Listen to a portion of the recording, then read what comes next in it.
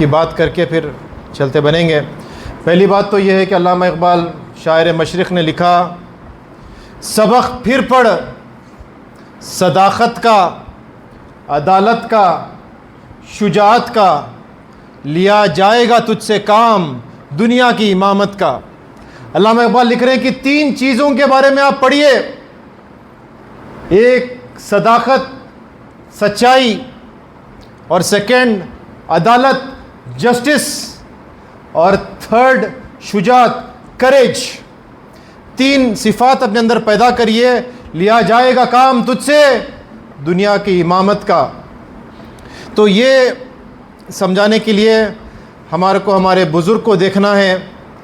पीर लासानी पीरान पीर शेख अब्दुल क़ादिर जीलानी रहमतुल्लाह अलैह का एक वाक़या सुनाता हूँ कि छोटे थे, बाय बर्थ वली थे, लेकिन छोटे थे। इल्म बैठो से जगह मिलता नहीं, लेकिन इल्म हासिल करने के लिए जीलान से सफ़र कर रहे हैं बगदाद का। वो ज़माने का सफ़र 4-5 दिन का रहता था। बैठो से जगह वली है, ऐसे वली जैसा कोई है ही नहीं, इमामुल औलिया, लेकिन सफ़र कर रहे हैं जीलान से बगदाद का। अम्मी जान को कहते हैं कि मुझे इल्म हासिल करना है, मुझे सफ़र करने की इजाज़त दे दो।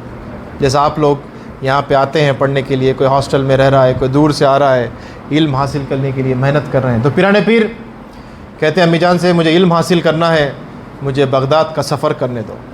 वो वैसे जामिए थे वहाँ पे कि इल्म के मोतिये निकलते, जैसा आपके जामिया में आज जो है आपके उस्ताद लोग आपको सिखाते हैं। तो जाना है, तो माँ अपने बच्चे को कहती है कि बेटा इल्म हासिल करना है तो ज़रूर जाइए, इल्म हासिल करना है ज़रूर जाइए, और जाना आपका काम है, इल्म हासिल करना आपका काम है। इल्म अगर चीन तक भी, अगर 7 समंदर पार करके भी इल्म लेना है तो लेना है, आपका हक़ है इल्म लेना। तो पीराना पीर इल्म हासिल करने के जा रहे हैं, तो और माँ जो है वादा लेती है कि बेटे सफ़र लंबा है, 3-4 दिन का है, 3-4 रात का है, और फिर रहना तुझे अकेले है। एक वादा करना, कभी झूठ नहीं बोलना। पीराना पीर को नहीं मालूम था क्या, बाय बर्थ वली है, बोले कभी झूठ नहीं बोलना, सच बोलना हमेशा, चाहे जान का भी धोखा रहे फिर भी सच बोलना। पीराना पीर वादा करके चलते हैं, और काफ़िला जा रहा है, और रास्ते में डाकू मिल जाते हैं, चोर लुटेरे डाकू मिल जाते हैं, काफ़िले को लूट लेते हैं। काफ़िले को लूटने के बाद एक डाकू पूछता है बच्चे से, छोटे थे, यंगस्टर थे, टीनेजर थे, उनसे पूछते हैं कि तेरे पास कुछ दौलत है क्या? तो कहते हैं कि जो है हाँ है। क्या कहते हैं? है। दूसरा डाकू आता है, ये पहला वाला समझता है कि झूठ बोल रहा होगा बच्चा, मजाक कर रहा होगा, शायद हम सबको देख के डर गया होगा। दूसरा डाकू आके पूछता है तेरे पास कुछ दौलत है क्या? बोले कि हाँ है, चल तेरे को लेके चलता हूँ सरदार के पास। सरदार के पास लेके जाते हैं, तलाशी करते हैं, बोले कुछ भी नहीं है सरदार। तो बोले कि झूठ क्यों बोल रहा है लड़के? पीराना पीर कहते हैं नहीं मेरे पास है, मेरे पास अशरफी है, सोने के सिक्के हैं। अरे कहाँ से आए? कि बोले कि जब मैं निकल रहा था तो मेरे माँ ने एक जगह सी के छुपाया है, मेरे लिबास में है, ज़्यादा सफ़र के लिए मेरी माँ ने दिया है। डर है जान का, लुटने का डर है, लेकिन फिर भी सच बोल रहे हैं, क्योंकि सच्चाई जो है हमेशा आपको फ़ायदेमंद में पोजीशन में रखेगी। और वो डाकू बोलते बताइए आपकी माँ ने कहाँ सिए हैं वो अशरफी? बोले कि बगल के पास से खोल के निकालते हैं और बोलते ये ले लो, 17 अशरफियाँ हैं, ले लीजिए आप। लेकिन सच बोले, और ये सच्चाई का ऐसा असर हुआ कि जो है डाकू थे, लुटेरे थे, एक जो है कपकपी तारी हो गई, तौबा करते हैं और वक्त के वली बन जाते हैं। तो अगर आपको दुनिया में आगे बढ़ना है, दीन में आगे बढ़ना है, तो सबक फिर पढ़ना है सदाकत का, चाहे क्या भी हो जाओ सच बोलना है। सच बोलने के लिए सच समझ में आना है। सच समझेंगे उस्ताद की अदब करने के बाद ही, अपने टीचर्स का, अपनी किताबों का अदब करते हैं तो सच्चाई समझ में आएगी। एक आदमी था, पढ़ना नहीं आता था, लिखना नहीं आता था, लेकिन रोज़ कुरान शरीफ खोलता था और लाइन टू लाइन उंगली फिरा के कहता था कि ये जो कुछ लिखा है सच है, ये जो कुछ लिखा है सच है। अदब करता था कुरान शरीफ का। जब उसकी मौत हुई, 40 दिन तक उसकी ख़बर से खुशबू आ रही थी। ऐसा मंज़र ये दुनिया ने देखा है, क्योंकि कुरान शरीफ का अदब करता था। तो अगर आपको इल्म हासिल करना है, दो चीज़ें बहुत इंपॉर्टेंट। एक तो सच, जो कुछ समझ रहे हैं उसको समझ के हक मान के अंदर लेना है। सेकंड, अदब करना। अदब नहीं करेंगे तो दिल का दरवाज़ा खुलता ही नहीं है। आज के हम जब छोटे थे, हमारे टीचर्स हमारे को मारते थे, उंगलियों के बीच में पेंसिल रख के दबाते थे, स्केल से, छड़ी से मारते थे। आज वो ज़माना नहीं है, बदल रहा है और अदब भी जा रहा है। पता नहीं इसका क्या रिलेशन है, लेकिन हम जब छोटे थे उस्ताद के बारे में कुछ बुरा सोच भी नहीं सकते थे, कुछ बुरा बोल भी नहीं सकते थे, धुलाई हो जाती थी शायद। बट आज जो हम देख रहे हैं बच्चों में कि जो है टीचर्स का रिस्पेक्ट ही नहीं है। टीचर पलटते कि उनको क्या आता, उनको क्या मालूम, क्योंकि आपके पास बहुत इंफॉर्मेशन आ गई। मोबाइल में इंफॉर्मेशन है, उस्ताद गलत बोलते हैं, उस्ताद को क्या मालूम। ये इंफॉर्मेशन और नॉलेज में फ़र्क है। इंफॉर्मेशन मालूमात है, नॉलेज यकीन है। आपको कितना भी इंफॉर्मेशन आर्टिफिशियल इंटेलिजेंस दे सकता है, गूगल दे सकता है, आपका सोशल मीडिया दे सकता है, लेकिन यकीन नहीं दिला सकता। यकीन सिर्फ उस्ताद की सोहबत में मिलता है। तो यकीन हासिल करना है तो उस्ताद का अदब करना है और आपकी किताबों का अदब करना है। ऐसा फेंकना करना नहीं। छोटी चीज़ है लेकिन किताब को अदब के साथ रखना। चाहे आप थोड़ा सा वक्त पढ़ेंगे लेकिन अदब करेंगे किताब का, तो हक़ दिल में उतरेगा, सच दिल में उतरेगा। तो अल्लामा इक़बाल बोले कि पहली चीज़ तो सदाकत, सेकंड है अदालत, जस्टिस, हक़ अदा करना है। हमने जो सीखा है औरों तक पहुँचाना है, ये इल्म का बेसिक रिक्वायरमेंट है। एक ज़माना ऐसा था, आज से 2000 साल पहले, ईसा अलैहिस्सलाम का ज़माना था कि जो है हर बीमारी का इलाज था। कोई ऐसी बीमारी नहीं जिसका इलाज नहीं है। तो अल्लाह ताला अपने नबी को भेजते हैं, 2 मोजज़ात देखे। एक मोजज़ा कि इंसान अगर मर गया तो सब डॉक्टर्स मिल के भी उसको ज़िंदा नहीं कर सकते, ईसा अलैहिस्सलाम ज़िंदा करते थे। और अगर एक इंसान बाई बर्थ अंधा है, उसे आँख की रोशनी कोई नहीं दे सकता था, ईसा अलैहिस्सलाम हाथ फेरते थे तो आँख में रोशनी आ जाती थी। ये 2 मोजज़ात थे, क्योंकि वो ज़माना तिब का, मेडिसिन का, एक्सीलेंस का था। लेकिन जस्टिस नहीं थी, इल्म के साथ हक़ अदा नहीं हो रहा था, उसकी अदालत बराबर नहीं चल रही थी। जो सीखा है दूसरों को सिखा नहीं रहे थे।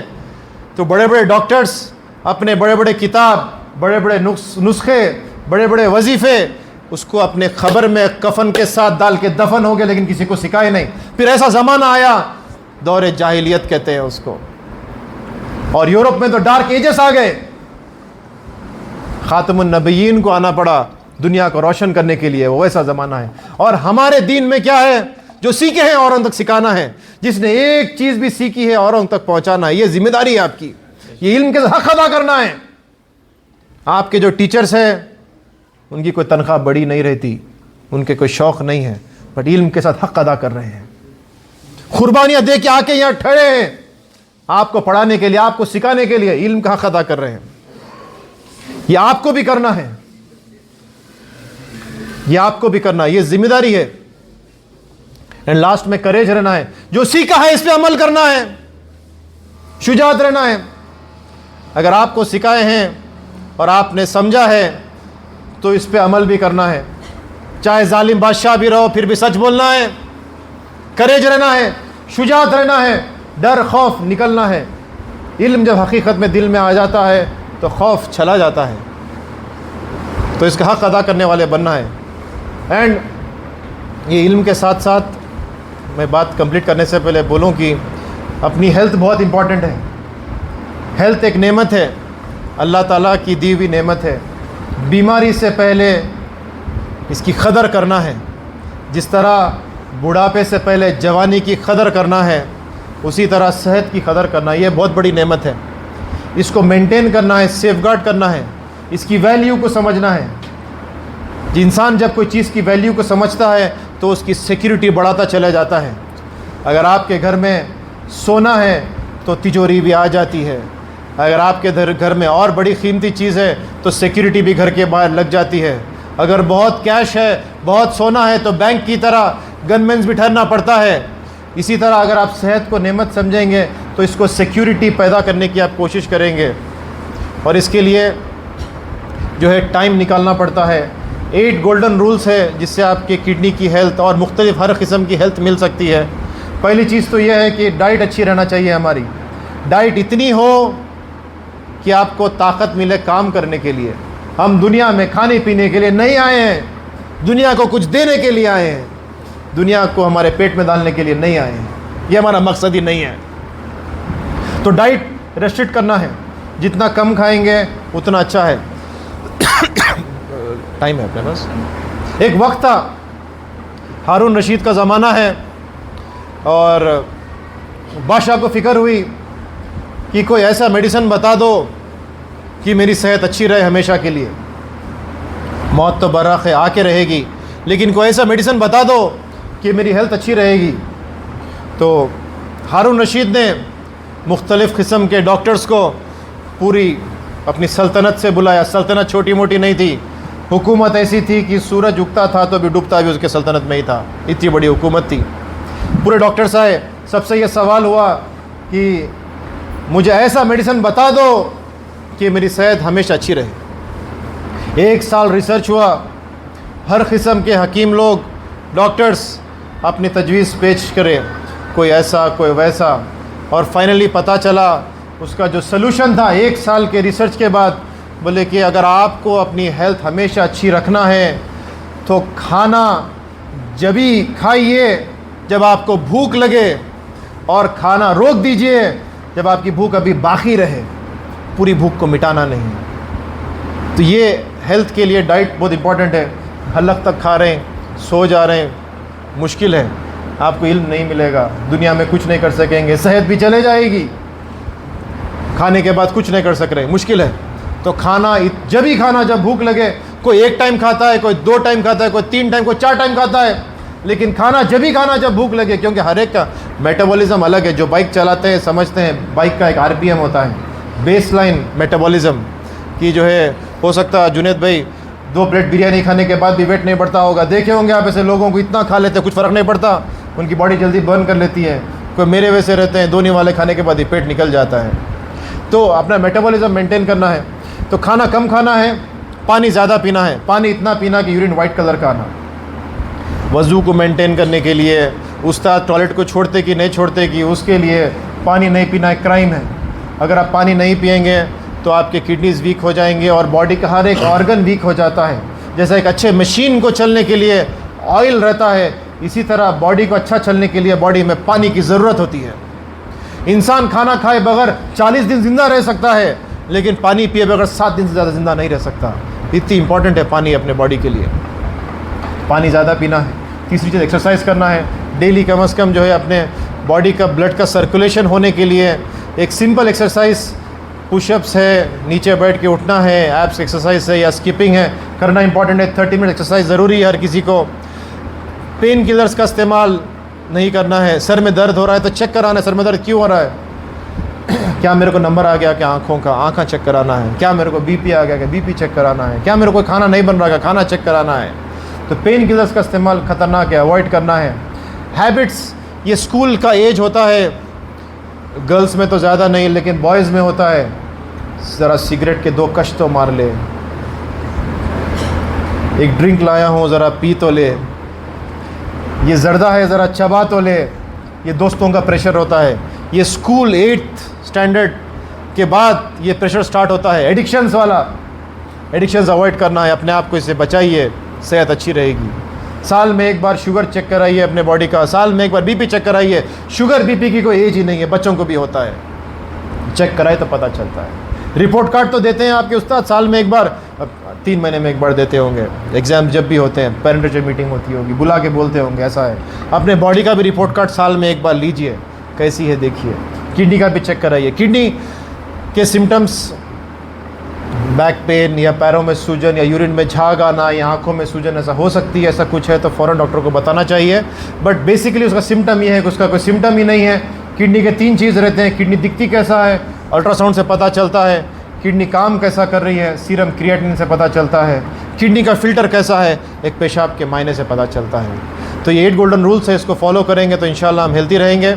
अल्लाह जो है इस मदरसे को आबाद रखे और आप सबको जो है इल्म की आला से आला दौलत अता फ़रमाइए और जो है हमारे जो है कौम के आगे की तकदीर को तय करने वाले बनाइए।